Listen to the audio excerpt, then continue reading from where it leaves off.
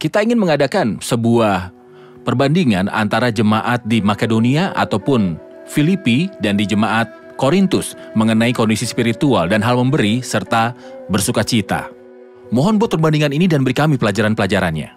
Sebenarnya jelas bahwa saudara-saudara di Korintus lebih kaya daripada saudara-saudara di Makedonia yang lebih miskin.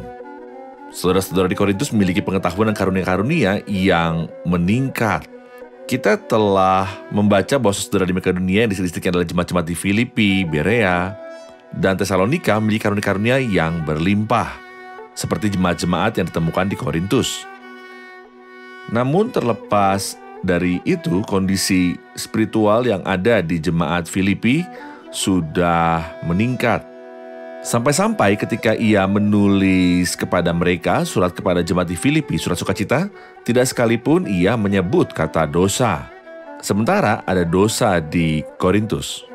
Ditambah lagi juga bahwa memberi dan kemurahan hatian terjadi dengan mudah dan melampaui kemampuan mereka dan dengan sukacita di saudara di Makedonia, seluruh distrik.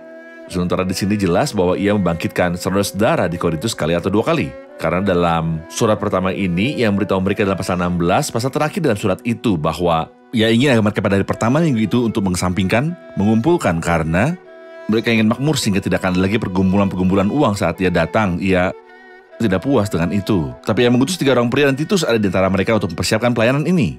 Dan dia juga tidak puas dengan itu. Namun dia memberitahu mereka bahwa saudara di Makedonia akan bersama dia dan dia tidak ingin datang setelah menemukan hal yang tidak siap. Saya merasa seakan-akan Rasul Paulus satu sisi sedang mendesak saudara di Korintus yang tidak sedang melakukan apa-apa dari diri sendiri, dan pada saat yang bersamaan, ia tidak sepenuhnya yakin.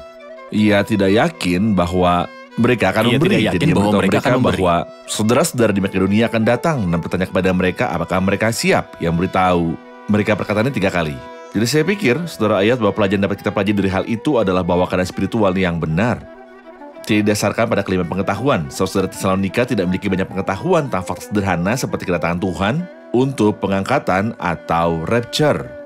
Kelimpahan pengetahuan dan kelimpahan karunia-karunia tidaklah selalu menuntun kepada keadaan spiritual yang meningkat.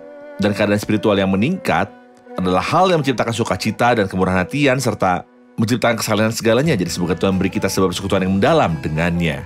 Karena itu Saudara Muin, Saudara Ishak berkata bahwa Rasul Paulus meminta orang-orang percaya di Korintus untuk mengumpulkan persembahan-persembahan pada hari pertama setiap minggu.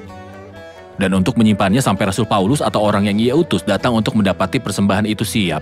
Pertanyaan saya adalah, mengapa ia mengaitkan antara memberi dan hari pertama tiap minggu, persisnya hari Minggu? Yaitu hari di mana kita mengingat karya Tuhan di kayu salib. Minggu adalah hari ketika kita merayakan bersama sebagai satu jemaat atau gereja. Di hari itu kita melihat perasaan-perasaan serta kasih Tuhan. Mungkin sebelumnya kita mengacu pada Dia, yang tentangnya dikatakan adalah lebih berbahagia memberi daripada menerima. Pada hari Minggu saya ingat bahwa Ia tidak memberikan sesuatu yang Ia miliki.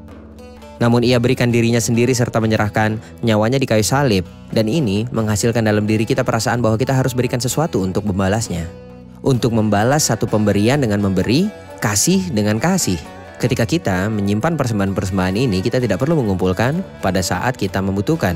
Namun semestinya sudah ada yang tersimpan sehingga gereja dapat memenuhi kebutuhan itu. Seakan-akan salib dan karya Kristus adalah motif bagi pengabdian.